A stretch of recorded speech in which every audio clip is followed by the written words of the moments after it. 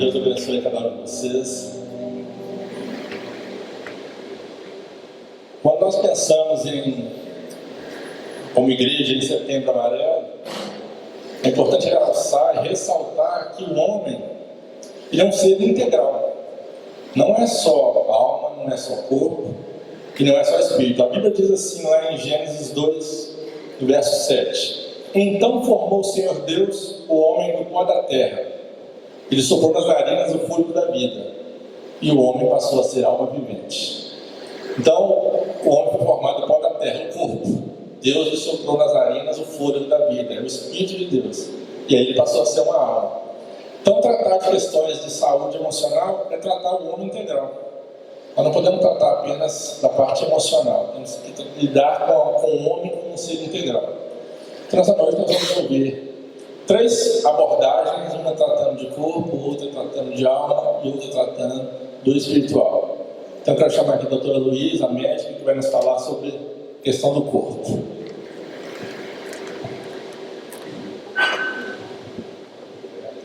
Boa noite, irmãos. É uma alegria estar aqui com vocês. Eu espero aqui que nós sejamos instrumentos de Deus, né? lançarmos sementes de conhecimento e que vocês possam frutificar, né? nos núcleos de vocês. Então, eu sou médica, não sou psiquiatra, mas eu acredito, né, na importância de um corpo, uma alma, um espírito irrepreensíveis.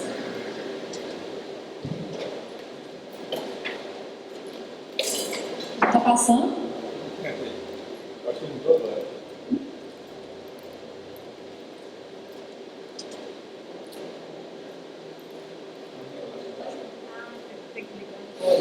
Então, né, esse versículo é que o próprio Deus da paz o santifique inteiramente.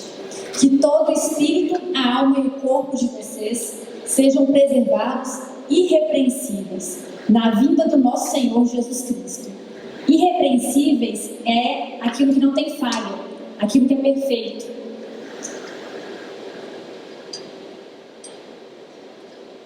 Pode passar para mim, por favor? Então a gente vai falar aqui, né, de algo que é muito prevalente na nossa população. A gente está falando de mais de 15% das pessoas são acometidas pela depressão. E principalmente as mulheres. E cada vez mais jovens são acometidos por essa enfermidade. E nós temos aí relatos de 700 mil pessoas suicidam, porque a dor é tão grande, é uma dor da alma tão intensa, que a pessoa só quer se livrar daquela dor.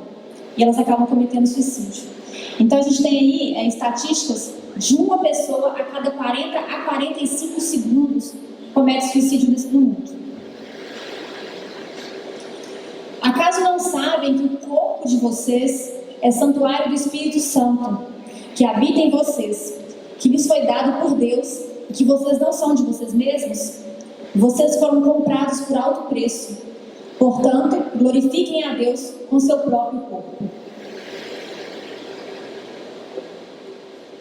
Então, a nossa vida, né, eu vejo a nossa vida como uma mesa, né? A gente tem ali pilares que nos sustentam. Então, a espiritualidade, né, é um pilar que sustenta todas as outras caixinhas que a gente tem, né? E a gente eu vou falar aqui hoje, né, da relação da saúde mental com a saúde física, como que isso está estritamente relacionado. E a gente tem também a nossa família, nossos trabalhos, nossos estudos, nossa vida financeira, nossa vida social. Então, quando a gente vai ao médico, e o médico pede alguns exames pra gente, e vem lá, doutora Maria, sua glicose está alta, deu pré-diabetes ou deu diabetes. Está ali documentado. E a gente acredita. Eu tive o diagnóstico de uma pré-diabetes e um diabetes. E a gente aceita de uma forma muito fácil que eu vou ter que ser medicado, que eu vou ter que tomar um remédio. E quem às vezes tem um tipo de diabetes que não consegue produzir a insulina, a pessoa vai ter que repor a insulina. E a gente aceita, porque a gente viu no exame, né? E quando alguém quer uma perna, a gente aceita que a gente vai precisar de uma muleta, a gente aceita que a gente vai precisar de 20, 30 sessões de fisioterapia, porque a gente viu, está quebrado, né? A gente aceita.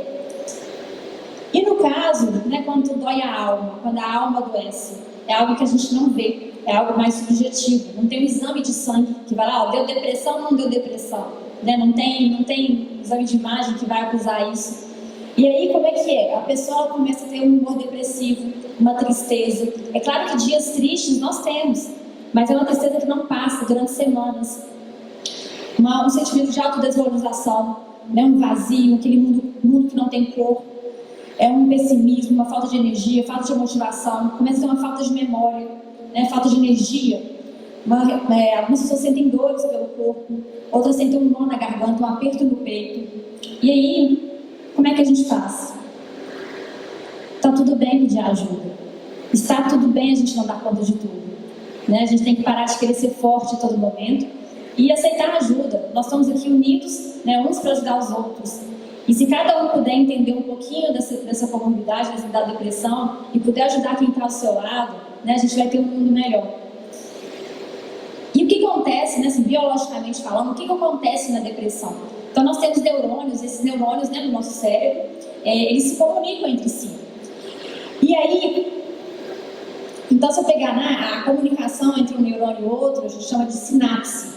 E o que tem nessa sinapse? Se eu puder ter um zoom daquela sinapse,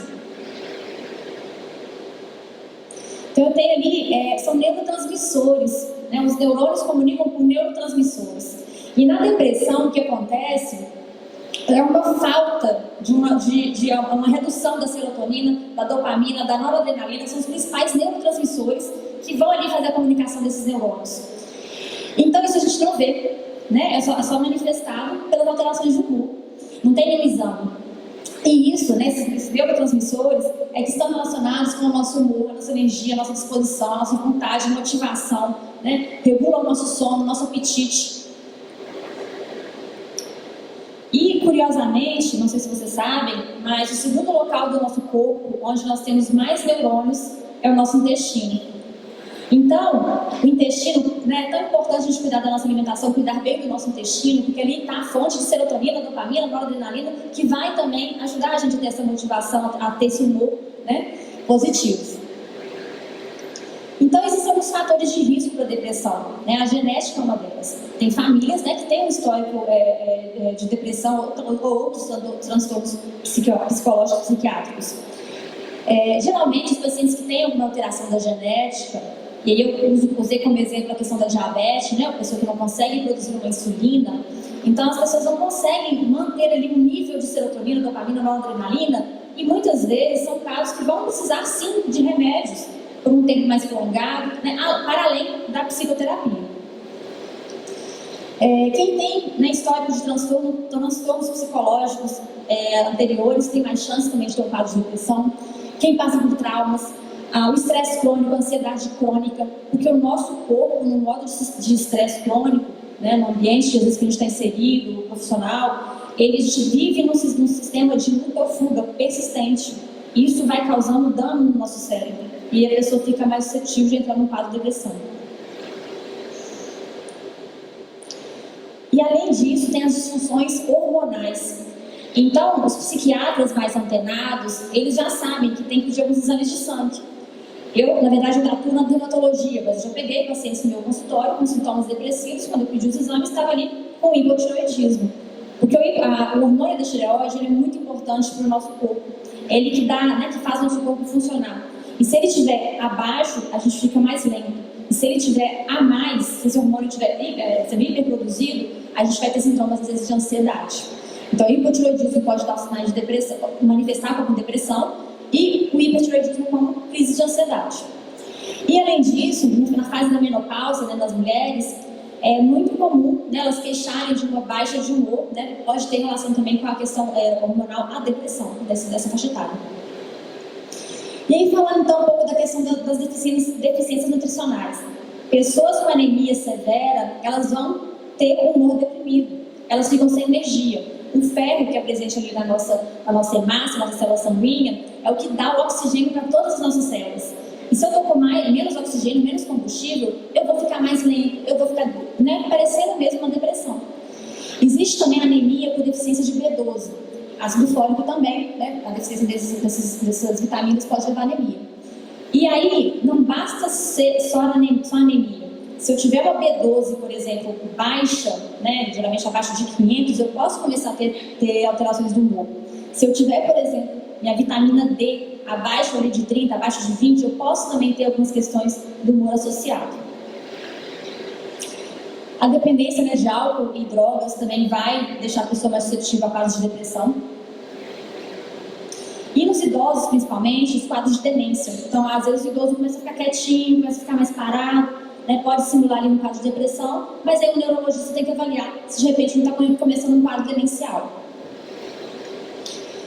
E além disso, né, como eu já comentei, a questão, né, conflitos que a gente passa, traumas que a gente passa, né, falecimento às vezes de algum ente querido, as mudanças, né, financeiras, os desempregos e os ambientes que a gente vive, né, em situações de estresse persistente. Mas a notícia boa é que tem como a gente prevenir, né? Se a gente cuidar do nosso corpo físico, a gente ajuda a nossa saúde mental. E aí é manter um estilo de vida saudável, né? Então é o básico bem feito. Só que o básico bem feito dá trabalho, mas a gente tem que escolher na vida o trabalho que a gente quer ter. E teve uma palestra na semana passada sobre autorresponsabilidade. Então nós somos responsáveis, né, pelo nosso corpo. A camada de gordura que vocês têm no abdômen de vocês é responsabilidade 100% de vocês. Então, adultos fazem o que tem que ser feito, crianças têm vontade, né? Então a gente tem que ter, eu não tenho tempo. Não, você não colocou como prioridade cuidar de você mesmo. Mas a gente coloca como prioridade, né, as coisas vão caminhando. Aqui eu não sei se vou rodar um vídeo. Pode ir. Seu Wilson, de 97 anos.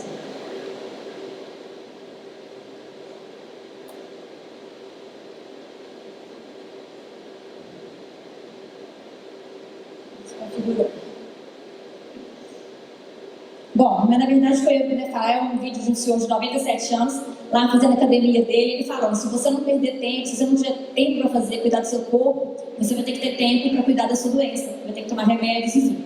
Né? Então, qual desculpa que a gente vai ter? É um senhor de 97 anos cuidando da sua própria saúde. E eu ia comentar, né, que a gente tem que ter fé, mas se a gente tiver a fé e agir também, né, os milagres vão tornar mais frequentes na nossa vida. E pode passar, por favor. Beber água, né, uma coisa tão deveria ser rotineira, mas muitas pessoas têm dificuldade, né, de beber água ao longo do dia.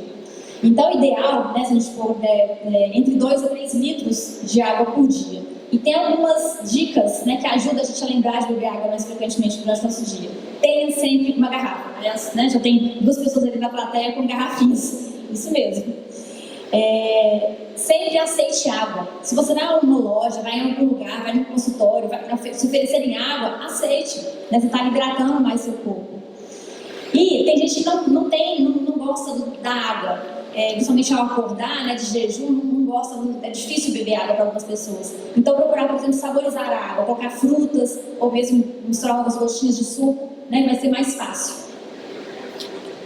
E nosso corpo, ele foi feito para se movimentar, né? E cada vez mais a gente se movimenta menos. Né? Então, a questão da atividade física recomendada seria pelo menos 3 vezes na semana, durante pelo menos 50 minutos. Isso é o mínimo para a gente poder, né, trabalhar melhor o nosso corpo.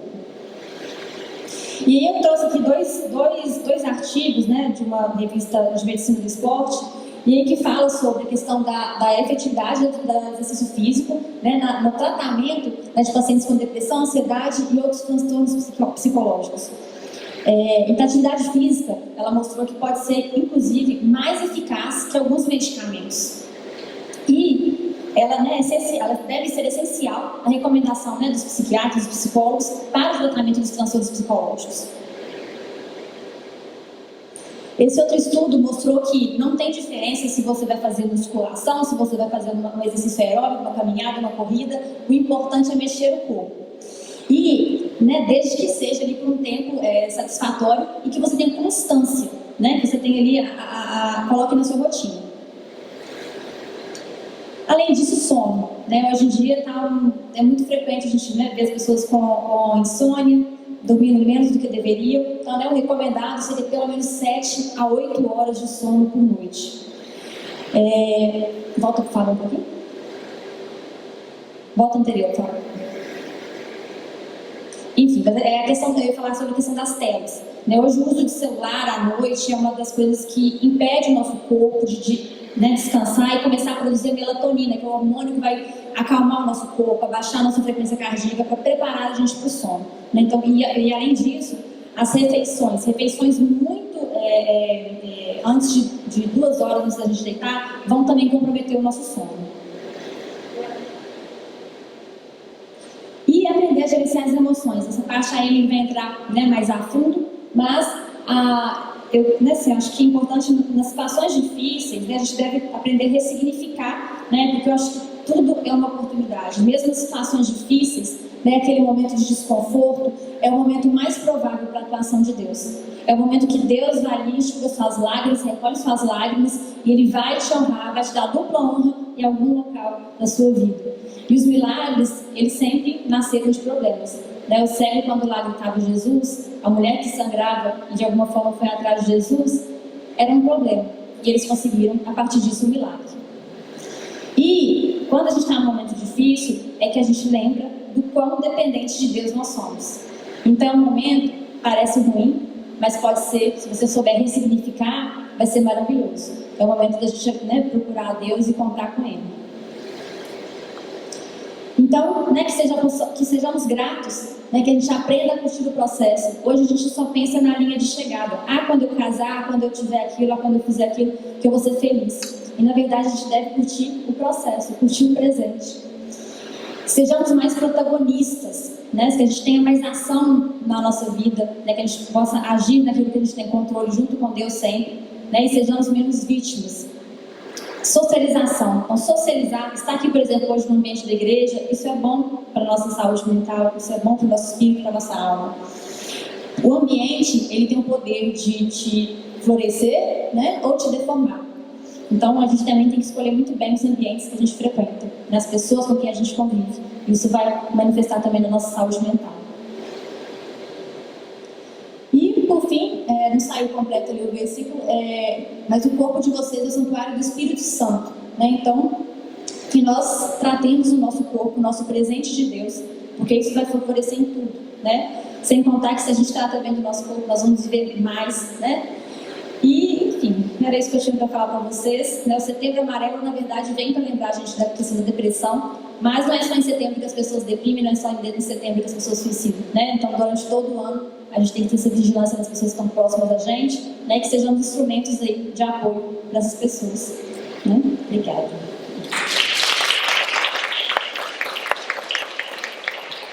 Depois eu vou ver a pergunta, no final a Luísa vai estar aqui, a Emily, eu também, aí pode ficar à vontade, tá bom? Fica aí.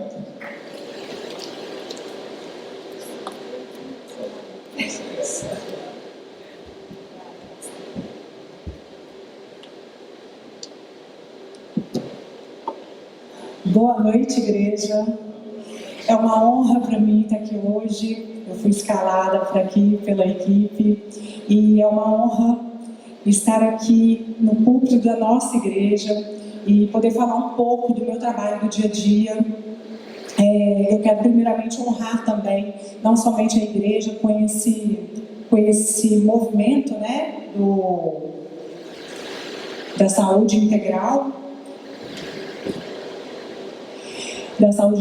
ou seja, o equilíbrio da mente, do corpo e da alma, mas honrar também o pastor Osmar, que não está aqui presente, mas foi fundamental para o restabelecimento da minha saúde mental, que eu já estive adoecida anteriormente, e tratando da alma, eu tratava do corpo, mas o meu espiritual realmente foi aqui na nossa igreja que foi curado. Eu sou Emily, gente, está desafiada aqui. Meu nome é Emily, eu sou filha amada de Deus, eu sou enxertada na videira viva. Hoje, graças a Deus, eu sou conduzida pelo Espírito Santo da verdade, o Espírito da verdade que me conduz. E sou psicóloga, sou especialista em saúde mental integrativa e sou Master Coach formada pela Febracis, tá? Hoje o que eu tenho para falar para vocês passou. Ele consegue passar? Ok. Então, em função do Setembro Amarelo, como que surgiu, né? Só para contextualizar para vocês, a campanha surgiu a partir de um jovem que, em 1994, ele cometeu um suicídio. Ele tinha uma Mustang amarela e, no velório, os pais e os amigos distribuíram frases em fitas amarelas e daí se tornou símbolo, né, da campanha Setembro Amarelo, tá? Então, assim como a Lagoinha Vila da Serra colocou, né, uma frase, está tudo bem pedir ajuda, a frase do Mike lá era, se precisar, do Mike não, né, gente, do movimento, se precisar, peça ajuda. O quanto é fundamental nós sabermos fazer esse movimento de pedir ajuda. Como a nossa irmã, né, a doutora Luísa já trouxe, 40 segundos, se a gente parar para refletir, o tempinho que a gente está aqui agora, né, quantas vidas, né, já foram acometidas por essa epidemia. Infelizmente, os números são trágicos e, ao contrário do que muitos pensam, não é só a depressão que leva ao suicídio, tá? Os transtornos de humor, realmente, ele tem um percentual maior, mas a gente sabe aí, né, que vem a bipolaridade, a depressão, a mania, mas o uso de substâncias psicoativas, drogas, álcool, está em segundo lugar, e em terceiro lugar a ansiedade, tá? Que se manifesta de várias formas no adoecimento da nossa mente. Pois é. Então, aqui eu separei, porque às vezes assim, do nada suicidou, né? Como que a gente vive cada um no seu mundo, no automático, nessa vida frenética, né? E de repente tem a história de que suicidou e não é do nada. Então, o movimento de conscientização aqui da nossa igreja é para que a gente possa olhar para todos ao nosso redor, vizinhos, amigos, familiares, com mais presença, com mais acolhimento, com mais empatia. Porque o processo do suicídio, ele começa, na verdade, no pensamento. Primeiro, são duas etapas. Primeiro tem uma repulsa, um pavor, suicidar, não, que horror, né?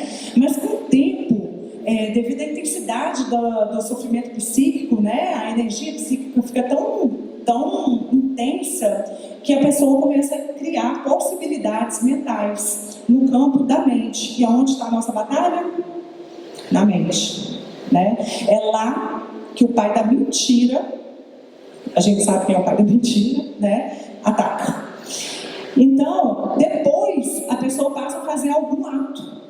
Um ato de autoagressão, de autolesão, que muitas das vezes podemos subestimá-los, mas podem levar a não a intencionalidade de cometer um ato em si do suicídio, mas está cometendo inconscientemente um suicídio. O exemplo que eu dou aqui é o diabetes. Então a pessoa já sabe como que está no corpo, o corpo está gritando, porque o nosso corpo comunica. Jesus, Deus é tão maravilhoso que colocou tudo dentro do nosso corpo para Ele nos alertar, inclusive as nossas emoções, e a pessoa continua comendo doce, continua ignorando o corpo gritando, né, por ajuda, socorro. E por último, aí sim acontece o autoextermínio, né, que é a autoagressão com a intencionalidade de retirar a própria vida. Então, muitas vezes, nem que sempre resultará em óbito, né? Às vezes é uma tentativa fracassada pelo poder do sangue de Jesus, mas acontece. E os números estão aí. Os motivos, desculpa, eu só ia falar aqui também os motivos que levam ao autoextermínio, né? Armamento em casa, medicação mal elaborada, né? Além daqueles que foi passado no quadro ali anterior. A depressão, vamos falar um pouco desmistificar a depressão, né? Ela não é frescura, Ela não é preguiça, ela não é fraqueza, ela não é desleixo com o próprio corpo. Aqui, né, eu coloco o exemplo, eu tive depressão pós-parto e realmente os pensamentos que rondam a nossa mente com o filho no colo não são nada fáceis, é muito perturbador. E ela é um transtorno mental que prejudica a capacidade de trabalhar, dormir, alimentar e viver uma vida de qualidade, tá? Já a ansiedade, muitas das vezes também é tida como uma frescura, né? Um mimimi, um drama, mas na verdade a ansiedade, ela é boa. Ela é uma reação, né, do nosso corpo, mostrando que você vai ter que falar lá no púlpito da igreja na sexta-feira. Então dá uma ansiedade, ela é boa. Desde que eu venha e cumpra o que, né, está proposto. Embora ela possa se tornar, desencadear um transtorno quando leva a crises e sintomas físicos e psíquicos intensos, né? Então a gente tem aí, né, taquicardia, medo e paralisias, né, gente? Então prejudica a funcionalidade da pessoa, tanto na vida pessoal quanto na vida profissional. Sentir-se deprimido e sentir-se triste e estar deprimido. A doutora também, né, a doutora Luísa falou um pouco sobre isso. E eu acho muito importante a gente observar bem a diferença. A depressão é uma patologia bioquímica do cérebro e precisa sim de tratamento, tá? Ela tem uma durabilidade intensa, ela tem uma durabilidade, uma intensidade e ela prejudica a funcionalidade do sujeito. E a nossa tristeza é uma emoção que Deus colocou, né, nessa possibilidade da gente em busca de quê? De reflexão. Então, às vezes aconteceu um evento que me entristeceu e ela me dá a capacidade de refletir melhor sobre aquele evento. Uma frustração, por exemplo. Alguém frustrado aí no dia a dia? Só eu. Né? Então, diante da frustração, eu vou ficar triste. Comigo ou com o outro? Duas possibilidades. Depois, eu vou trazer aprendizado. Depois, eu vou criar uma estratégia de não me frustrar de novo. Ok? Evoluímos. Então, é bom. A tristeza é boa. Mas ela dura menos, ela não tem tanta intensidade, ela melhora com o passar do tempo e não tem prejuízos funcionais, né, na nossa vida. Agora eu quero refletir com vocês. O que move a sua alma hoje?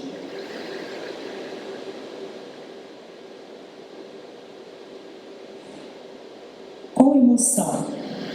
Lembrando que a gente está falando de emoções, de vontades, de motivações, de escolhas. Isso tudo é alma. Ou seja, aqui no ambiente da igreja, a gente pode refletir sobre o quão desafiador é a gente forjar o nosso caráter cristão. Não é só sobre passar pelas águas, é sobre viver o cristianismo. Seguindo a palavra.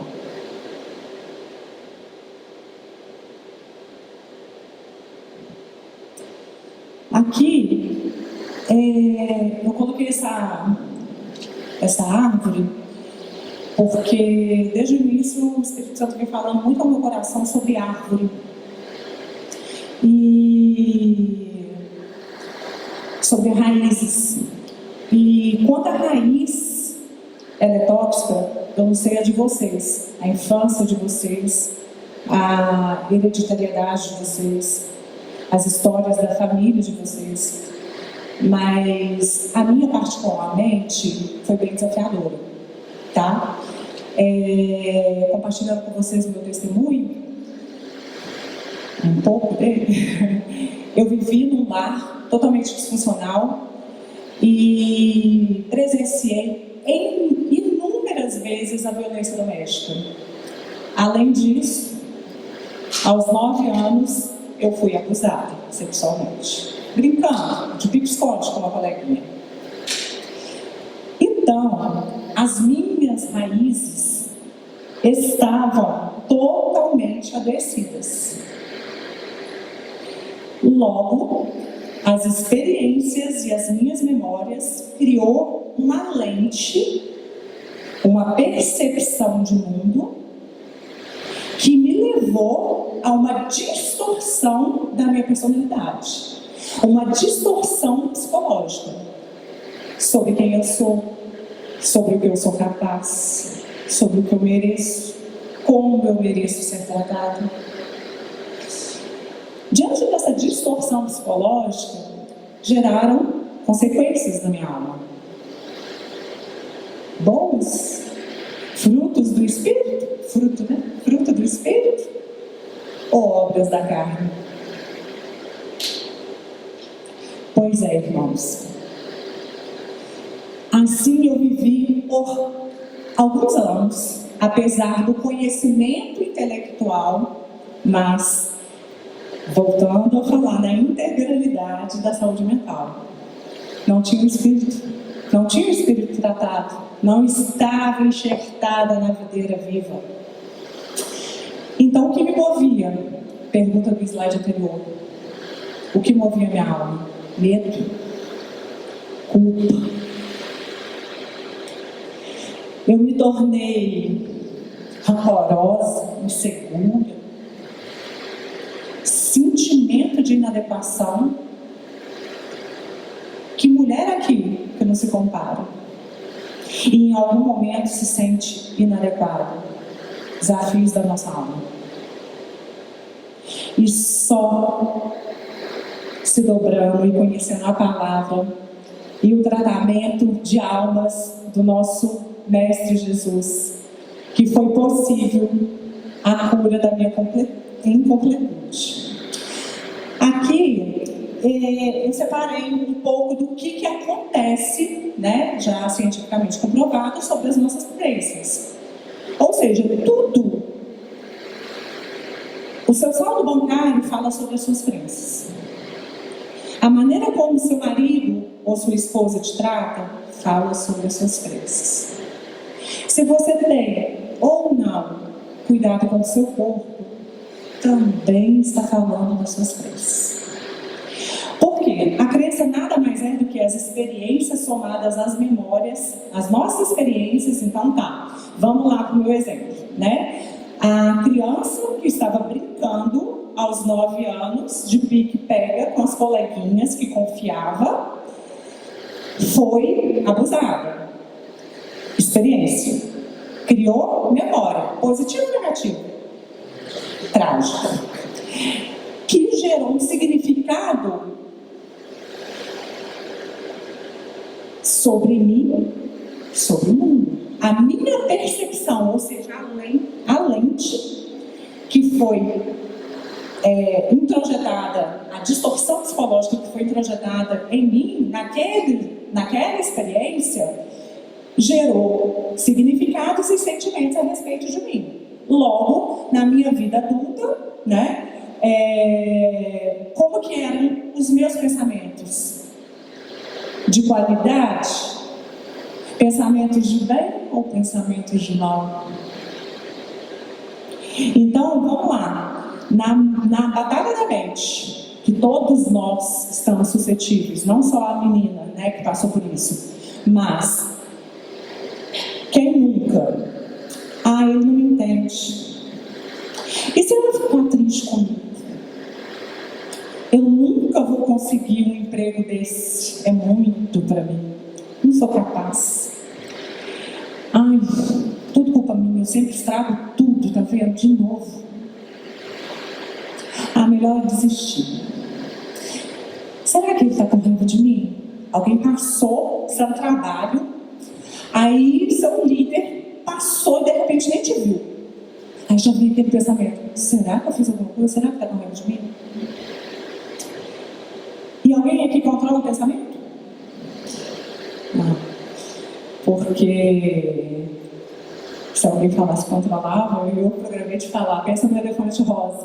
Aí depois eu ia falar, não pensa. Quem não pensa no elefante rosa? Mesmo não querendo pensar. Então, o pensamento vai desencadear uma emoção, um sentimento. E os sentimentos aqui, tristeza, medo, desânimo, vergonha, inadequação, né? Que vai gerar um comportamento.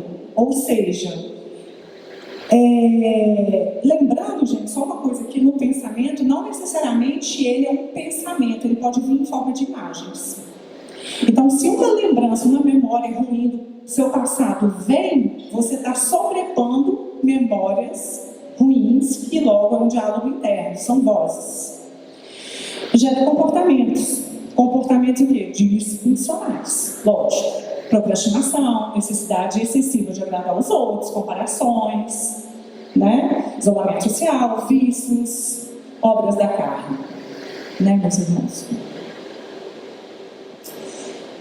E as consequências são nefastas, que é o adoecimento da nossa alma, do corpo, da alma, do espírito.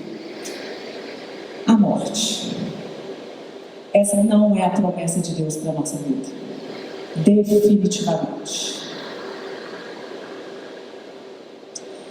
E aí, eu gostaria que todos vissem aqui, né, as máscaras sociais. O pedido de socorro do seu amigo, do seu vizinho ou do seu familiar mais próximo, não necessariamente ele vai vir de uma forma direta, comunicada. Eu preciso de ajuda. Às vezes não. As raízes de orgulho nos impedem muitas vezes de pedir ajuda. Mas o pedido de socorro pode vir manifestado da necessidade de agradar. E quem tem uma necessidade extrema de agradar, ela veste a máscara da boazinha, da alegre, da feliz o tempo todo. E isso também adoece a nossa alma. Isso também adoece a nossa alma.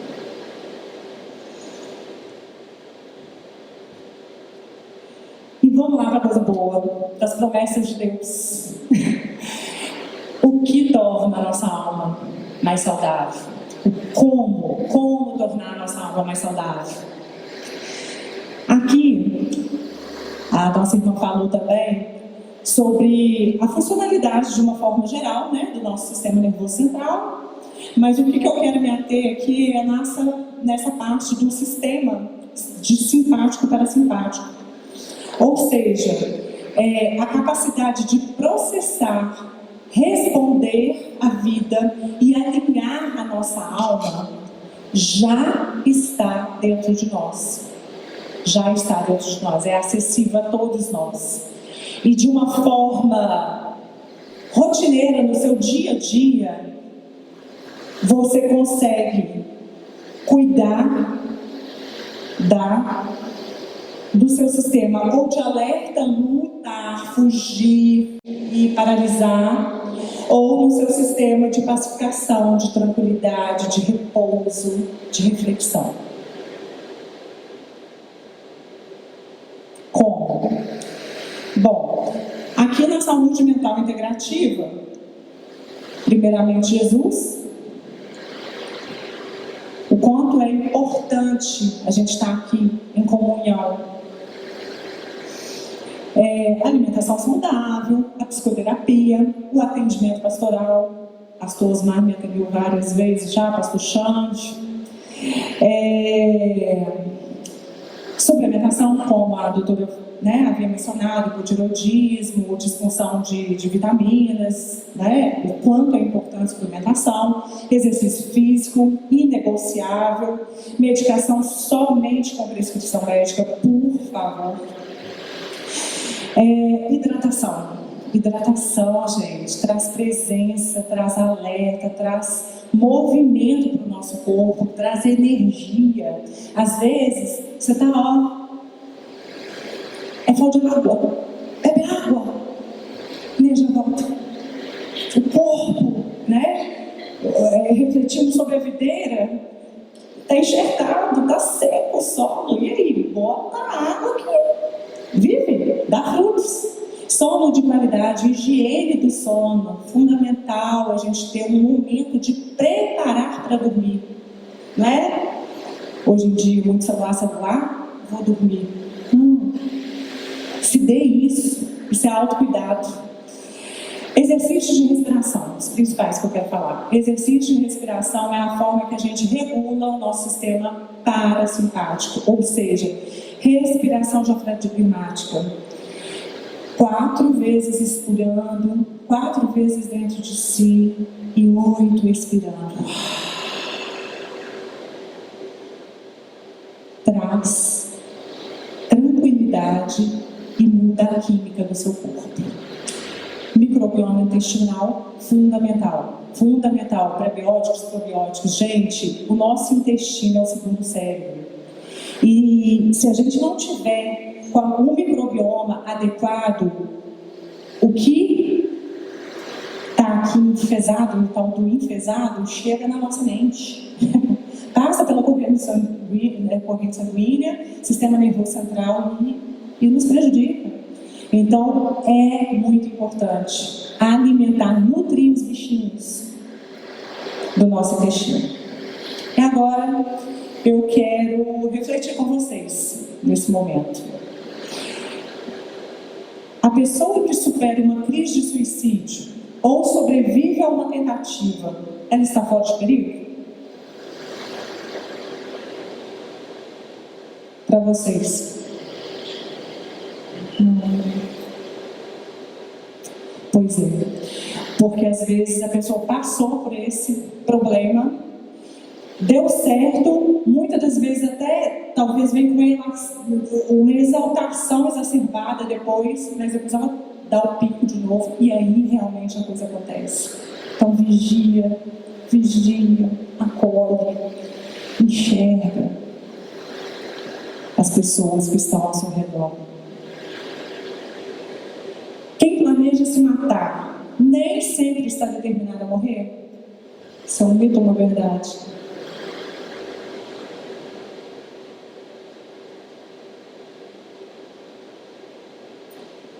Então, nem sempre. Por isso que o acolhimento e a escuta, assim como Jesus fazia, que é o nosso maior exemplo, é uma forma de exercer a compaixão. Às vezes o que a pessoa precisa é elaborar. É alguém para escutar.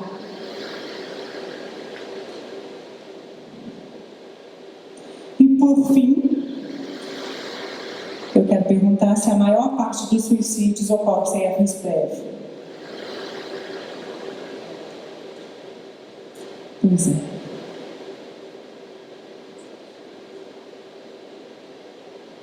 Talvez a máscara social que a pessoa está usando seja um pedido de socorro. Ou talvez ela fique em silêncio. Muitas vezes, irmãos, o meu pedido de socorro era o silêncio. A menina que se tornou viciada em me agradar só sabia sorrir e se calar quando se frustrava. Ou seja, o silêncio era uma defesa, era o meu pedido de socorro. Então, é melhor ter companhia do que estar sozinho, porque maior é a recompensa do trabalho de 2 ou mais pessoas. Se um cair, o amigo pode ajudar a levantar-nos. Com certeza. A igreja nos ajuda, a célula nos ajuda, a comunhão nos ajuda. Mas pobre do homem que cai e não tem quem o ajude a levantar. Eclesiastes 4, 9 e 10. Então, essa é a equipe do Saúde Mental Integrativa, Saúde Integrativa, na verdade, da Lagoa e Vila da Serra. Tem alguns faltantes aqui, mas estamos todos disponíveis para você, tá? Está tudo bem pedir ajuda. Na nossa célula, particularmente, a gente tem um código. Para não falar que está doendo, já fala assim, vamos tomar um café? Aí botou ali no grupo do WhatsApp, tomar café, eu e o irmão estou precisando. Aí alguém socorre, alguém vai lá tomar café. Tá bom? É isso. Obrigada pela atenção de vocês. Graça e paz.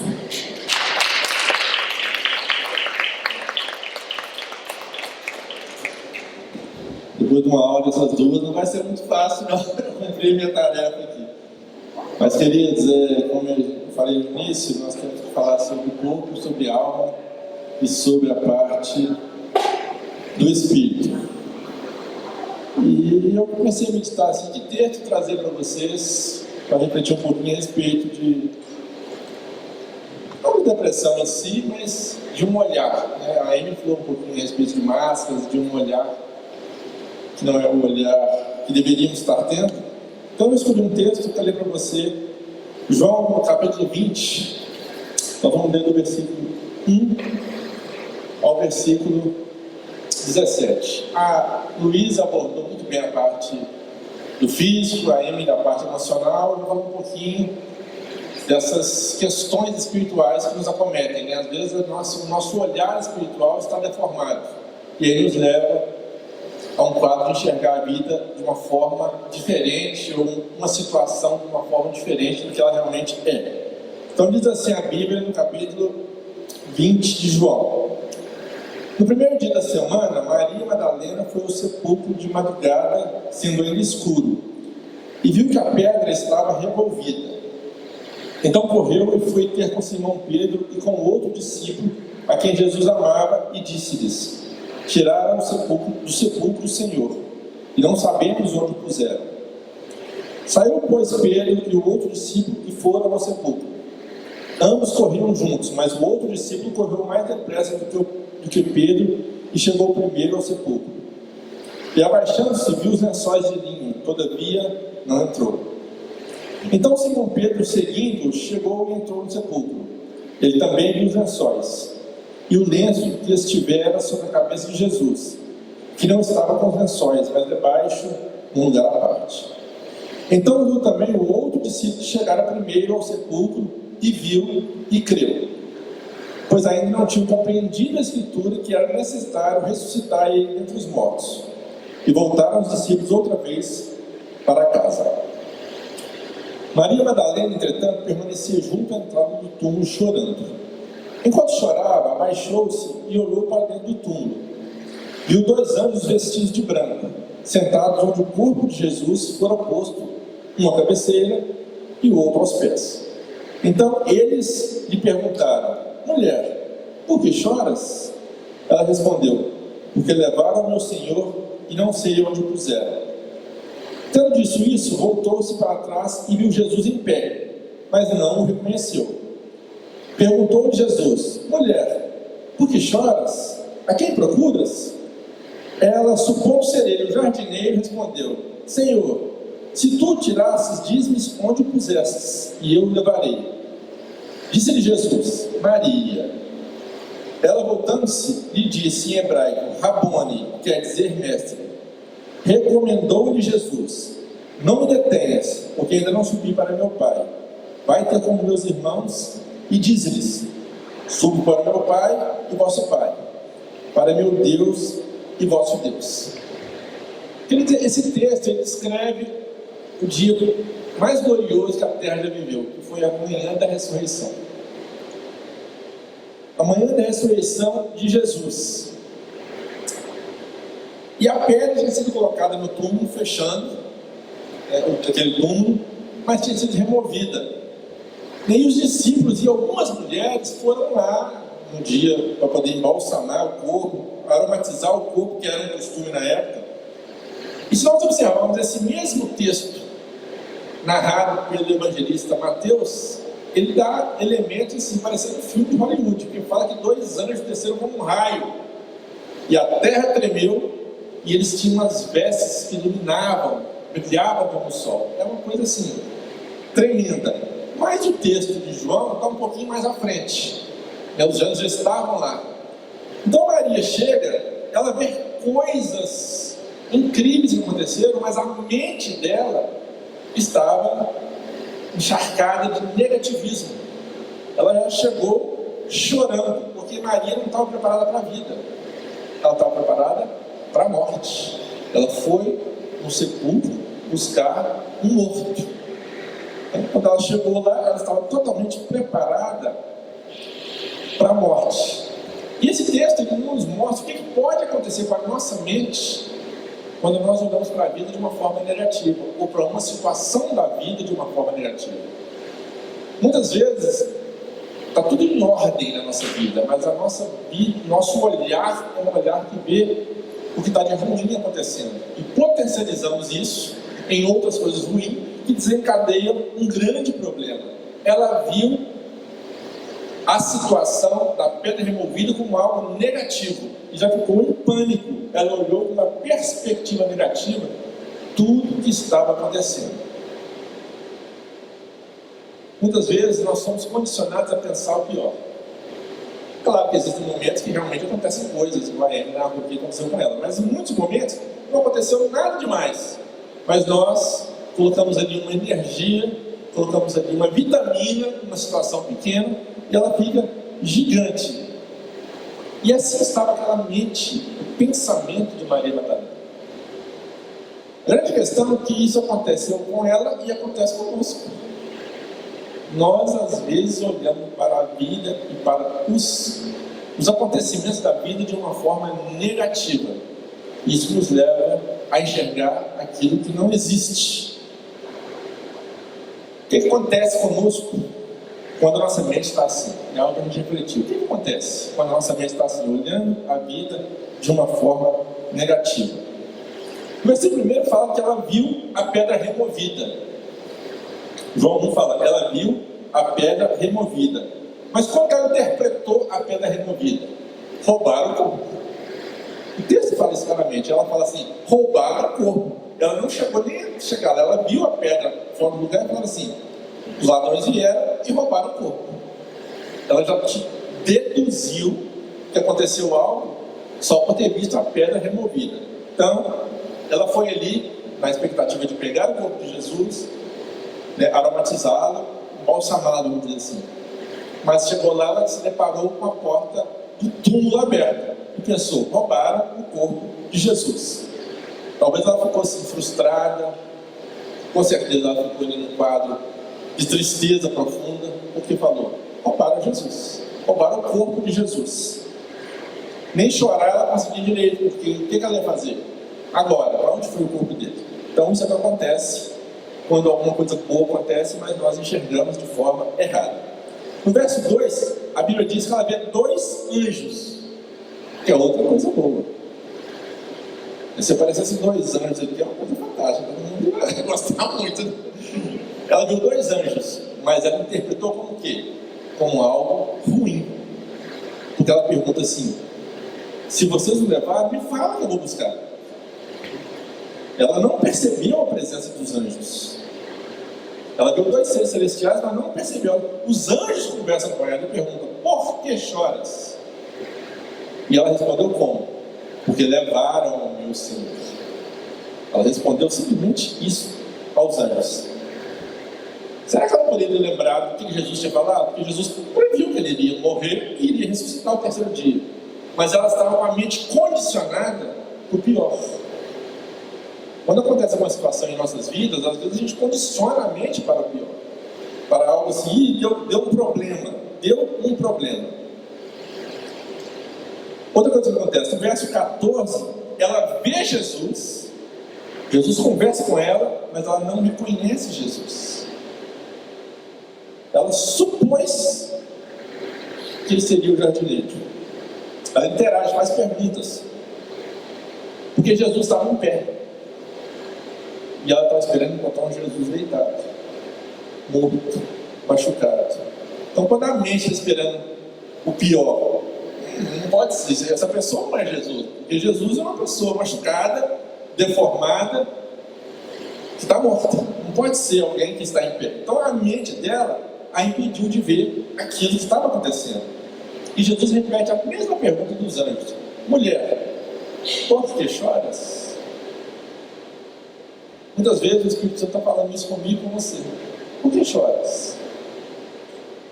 Nossa vida tem desafios, por mil motivos. A Luísa falou aqui por problemas físicos, a Amy falou por problemas emocionais, mas muitas vezes nós estamos aumentando os problemas que nos circundam.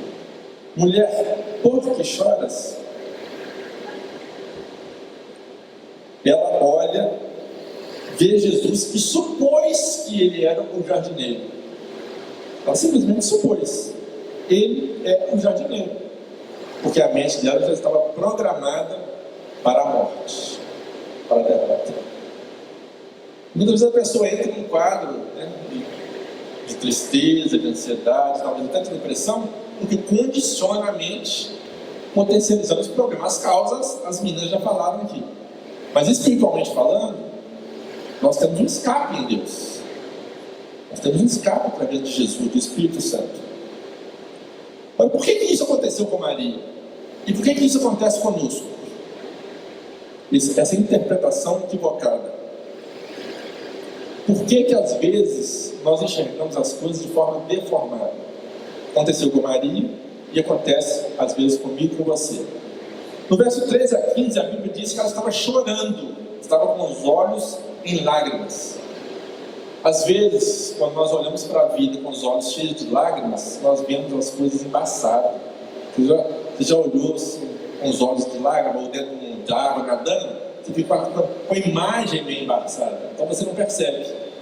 Você não percebe a real situação. Você está com o seu olhar embaçado. Consequentemente, você está vendo a coisa turva, de uma forma diferente do que é. Isso aconteceu com ela e acontece conosco. Outra coisa que aconteceu com ela, a certeza de que ia encontrar Jesus deitado e morto, a impediu de ver Jesus em pé. A mente dela ainda não. Ela tinha certeza, vou encontrar Jesus morto. E isso fez com que ela fosse impedida de ver Jesus em pé, porque ele tinha ressuscitado. Às vezes você já notou que às vezes você vai assim, eu tenho certeza que vou ver algo. Você já vai, você pega o médico fala assim, você tem que fazer uma biópsia. Você já está apavorado. Gente, comigo não tem isso. Pouco tempo atrás de fazer uma biópsia e eu fiquei pânico. Mas tudo bem, graças a Deus. Mas a gente fica tenso, eu fiquei tenso. Mas só acontece comigo, não acontece com nenhum de vocês. Então a certeza de ver o Cristo morto a impediu de ver o Cristo em pé, Cristo vivo. Ela está preparada para carregar Jesus. Ela falou assim, diz-me para onde você o levou que eu vou carregá-lo. Ela falou com os anjos, disse, para onde vocês levaram? Ela queria carregar Jesus, mas mal sabia ela que aquele que carrega a terra em suas mãos já estava em pé, já tinha ressuscitado. Jesus tem em suas mãos o universo, e ela queria carregar o Jesus morto. Às vezes nós estamos com Jesus morto num crucifixo ou numa pintura, só que Jesus vive. Glória a Deus, ele vive. Então hoje nós temos que olhar para Jesus ressurreto. Ele se entregou por nós, mas ele ressuscitou, e ele vive, e ele está aqui, ele se importa comigo e com você. Outra coisa que a vendeu, ela estava num jardim. Então a lógica do ambiente a fez deduzir que Jesus era o jardineiro. Se ela estava no jardim, tinha alguém conversando, era o jardineiro, não pode ser outra pessoa. Não pode ser outra pessoa. Se o seu filho atrasou algumas horas de chegar em casa, você já pensa, aconteceu um acidente. Se o seu telefone tocar 11 horas da noite, 100% da plateia vai falar assim, aconteceu alguma coisa ruim. Você não vai pensar assim que alguém fala para dar uma notícia boa, nunca. Não é assim a lógica do ambiente? Meia-noite, o telefone toca. Ih, todo mundo aqui pensa assim, aconteceu alguma coisa. Está me ligando nessa hora? Ai meu Deus. Já pensa, ai meu Deus, aconteceu alguma coisa. Às vezes não é nada, às vezes é o telefone que te ofereceu um plano de telefone novo, ou alguém vai te dar uma notícia, vai te acordar. Então a lógica do ambiente às vezes nos engana, mas a sua mente tem que ser programada pelo ambiente de Deus. Nós estamos aqui na casa de Deus, na sua vida, lá fora, fora do ambiente de igreja, tem que ser também uma vida de perceber Deus em todos os momentos. Então a lógica do ambiente não pode vender. E muitas pessoas vivem assim, sob o prisma das circunstâncias. O país está em crise. Está em crise, mas a nossa vida não depende da crise do país. A nossa vida depende de Deus, principalmente. Deus alimentou 2 milhões de pessoas no deserto durante 40 anos. A minha vida, a sua vida, está nas mãos de Deus. Então a circunstância, é verdade, ela nos permeia, é verdade, nós sofremos as consequências, mas nós somos dependentes de Deus. Nós somos enxertados na videira. Então não tem por que você entrar em desespero. E esse texto nos ensina o quê? 3 coisas o texto nos ensina. Primeira coisa, o que clareia a nossa mente é a palavra de Deus. Só quando Maria ouviu Jesus chamando Maria, é que ela acordou. Então o que acorda, o que desperta a nossa mente, o que nos faz avançar, o que nos ajuda a vencer a ansiedade e a depressão, é também a palavra de Deus, além dos fatores que as meninas narraram aqui. Mas vamos ser lavados pela palavra de Deus. Ela vai ajudar. Alimentação, exercício físico, tudo que elas falaram aqui, e mais a palavra de Deus. Outra coisa que aprendemos com o texto: milagres extraordinários não movimentam a nossa vida cristã. Que a pedra foi movida, 2 anjos desceram, eles eram brilhantes com raios. Jesus ressuscitou, mas nenhum desses milagres movimentou a vida dela e não movimenta a nossa vida. O que movimenta a nossa vida é a palavra de Deus sendo falada a nós. E como que Deus fala conosco? Hoje nós vamos ler a Bíblia, hoje nós vamos orar, hoje nós vamos buscar os exercícios espirituais, oração, jejum, leitura da palavra, comunhão com os irmãos. É o que movimenta a nossa vida espiritual. A vida espiritual, queridos, ela não pode ser feita de domingo a domingo. Domingo você vem à igreja, tem um louvor maravilhoso aqui, nossa igreja tem uma pregação maravilhosa que nossa igreja tem, e depois você passa de segunda a sábado na selva. O que movimenta a nossa vida espiritual é o alimento espiritual diário, através da leitura da Bíblia, através da oração, através do jejum, através da comunhão com os irmãos, e por aí vai. Então o texto nos ensina isso. Os milagres, eles não são determinantes para o nosso crescimento espiritual.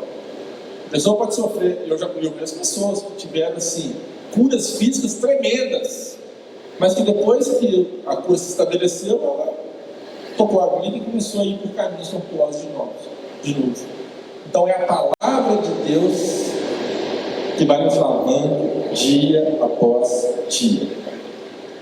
E a terceira coisa que nós aprendemos é que a vitória em nossas vidas só vem quando a palavra de Deus é para nós. A palavra direcionada, aqui havia uma palavra, Maria. Às vezes você está no culto, né, nós estamos no domingo, tem 350, 400 pessoas aqui, e às vezes o pastor Santo está aqui pregando. Às vezes ele fala uma coisa que para uma pessoa foi uma palavra rema, aquela palavra revelada, Deus falou comigo. Às vezes para o outro foi uma outra coisa falada em outro momento. Então a palavra de Deus, ela vivifica em nossas vidas em momentos que Deus está falando conosco, que nós abrimos o coração. Então quando a palavra de Deus, ela se torna rema, ela se torna revelada, ela se torna viva para as nossas vidas, isso vai nos mudando a vida, vai melhorando a nossa vida. A Bíblia fala que nós devemos crescer e desenvolver a nossa salvação. Salvação é algo a ser desenvolvido. Como você faz esses físicos para manter seu corpo bem, para fortalecer seus músculos, para você quando tiver lá 80 anos conseguir levantar a cadeira sem ajuda, espiritualmente também você tem que exercitar o seu espírito. Ok? Então nós aprendemos isso. Essas coisas são direcionadas a nós. E 3 coisas acontecem quando nós recebemos a palavra direcionada a nós, como Maria recebeu. 3 coisas, pelo menos, acontecem. Primeiro, ela nos dá uma nova perspectiva de quem é Deus. Quando você recebe uma palavra direcionada, direta, rema para você, você cresce, é como se você fosse melhorando espiritualmente. você cresce. Quantas vezes Davi, o grande rei Davi, orou, né, e ele era um guerreiro, valente, mas em alguns momentos Deus falava com ele, e ele dava aquele salto espiritual. Deus agora falou comigo, é uma coisa diferente. Então, quando a palavra de Deus é para nós, é algo assim que melhora a nossa vida. Jesus falou com Maria, no verso 17, aqui, ó: vai ter com meus irmãos e diz-lhes: subo para o meu Pai e vosso Pai, para meu Deus e vosso Deus. Então, nesse momento, Maria descobriu que ela não precisava mais de ter Jesus para ter Jesus. Ela queria ter um Jesus presente, que andou com ela, que almoçaram juntos, que caminharam. Agora ele falou assim: ó, vou para o meu Pai, mas vai dizer para os meus irmãos que eu vou para o meu Pai e o vosso Pai, meu Deus e o vosso Deus. Ou seja, ela percebeu que Jesus já não estaria mais com ela, mas que ela teria Jesus para sempre, como nós temos Ele para sempre, a partir do momento que nós entregamos a nossa vida a Ele. A partir do momento que nós falamos assim: Jesus, eu te quero, Ele vem. Ele está na expectativa que eu e você possamos abrir o coração. Outra coisa que acontece quando vem uma palavra para nós, ela nos dá uma nova mensagem para anunciar. Jesus falou assim: ó, eu vou subir e não me detenha, mas vai dizer. Jesus falou para ela assim: vai dizer. E ela saiu correndo, foi contar para os discípulos: estive com o Senhor. Então nós recebemos uma nova mensagem para anunciar. Quando você tem Jesus, tem o Espírito Santo com você, você quer contar para todo mundo. Você está no ambiente e fala: não, uma pessoa te conta uma dificuldade, você vai falar assim: não, mas vamos orar que Deus vai te dar uma saída. Você sempre tem uma palavra de Deus. Então nós recebemos uma nova mensagem para anunciar. E também, quando a palavra é para nós, ela cria uma relação conosco, né? Jesus falou assim: ó, vai dizer para os meus irmãos. Ou seja, ele se fez nosso irmão. Então, o próprio Jesus criou um relacionamento de Maria com ele e por tabela conosco. Ele veio criar um relacionamento. O que Deus mais quer, queridos, é relacionamento. Quando Deus criou o homem lá no Éden, ele vinha todos os dias conversar com Adão. Deus procura pessoas que queiram relacionar com ele. Não é um monólogo assim: Deus fala conosco através da palavra, Deus fala conosco através da canção, Deus fala conosco através de um irmão que fala algo. Mas o que Deus quer é que nós venhamos a falar com Ele. E para falar com Deus, é só você abrir a boca. Deus não está preocupado com a sua oratória, não está preocupado com as suas palavras bonitas, nem com a minha. Ele está na expectativa que nós relacionemos com Ele. Deus é Pai. Quem tem filho que sabe que o filho fala o que quiser, na hora que quiser, do jeito que quiser, o pai entende, o pai vai tentar entender, vai atender. E Deus é um Pai muito melhor do que nós somos. Nem compara. Deus é infinitamente melhor que todos nós. Pode ser que você esteja com a vida cercado de coisas boas, mas você pode estar vendo coisas ruins, como Maria. Mas que nesse mês de setembro e todos os dias da sua vida, quando houver uma circunstância desafiadora para você, que você olhe para Jesus, busque ajuda lá do alto, busque Ele. Além de todos os cuidados que a Luísa e a Amy narraram aqui, Jesus está de braços abertos para cuidar do seu espiritual, para te ajudar. É bem verdade que Ele não vai fazer você melhorar sua alimentação, Ele não vai vir um anjo e falar assim: a partir de hoje você não vai ter mais vontade de comer açúcar. Isso não vai acontecer. Isso aí é você ter realmente uma disposição para cuidar de você. É a alta responsabilidade que a Amy citou aqui, que a Luísa também citou. Você não vai: eu quero que um anjo toque em mim para que eu vá ali e peça perdão para alguém. Não vai acontecer isso. Se você sabe que tem que pedir perdão para alguém, você tem que movimentar o seu corpo e pedir perdão. É a expectativa de Deus para você. Que você movimente o seu espiritual, que você movimente a sua vida em direção a buscar aquilo. Então não olhe para a vida com os olhos da derrota. Tem uma canção que se cantava um tempo atrás, falando assim: não olhe as circunstâncias, não olhe o seu amor. Circunstâncias desafiadoras vão existir, gente. Enquanto nós estivermos na terra, o próprio Jesus falou assim: no mundo tereis aflições, mas tende bom ânimo, eu venci o mundo. Ele venceu e nós somos co-herdeiros da vitória com ele, para a glória dele mesmo. Amém?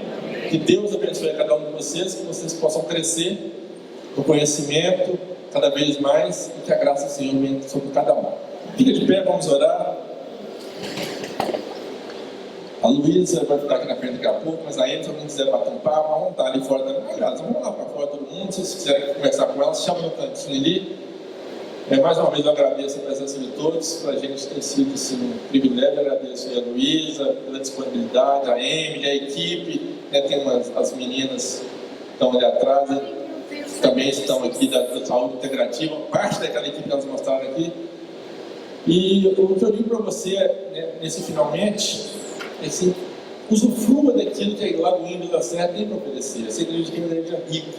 Eu conheço muitas lagoinhas. Sou da Lagoinha há algum tempo, há mais de 30 anos. E aqui existe um ambiente diferenciado de acolhimento, de amor, de crescimento espiritual. Então usufrua. Está aqui para você. Tudo que nós fazemos aqui, eu sou um dos pastores da casa, Cláudio também, é para você. Que você cresça, desenvolva e brilhe para Jesus, para a glória dele mesmo. Amém? Deus, muito obrigado pela vida de cada um aqui, muito obrigado pelos meus irmãos que nessa noite saíram de suas casas para vir aprender um pouco mais, Deus.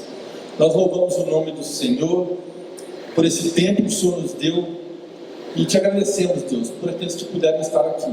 Abençoamos aqueles que também não puderam, aqueles que não participaram das outras palestras durante o mês de setembro. Deus, que a graça do Senhor seja sobre cada um deles.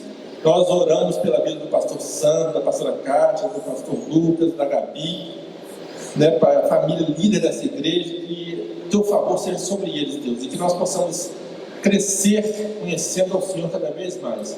Muito obrigado por aquilo que o Senhor fez e por aquilo que o Senhor ainda vai fazer em nossas vidas. Abençoa o nosso final de semana, que cada um aqui seja frutífero, que o favor do Senhor se estabeleça em nossas vidas. Muito obrigado, essa é a nossa oração, nossa gratidão ao Senhor, em nome de Jesus. Amém. E Deus te abençoe. Então, nós estamos atrás. Vamos em paz.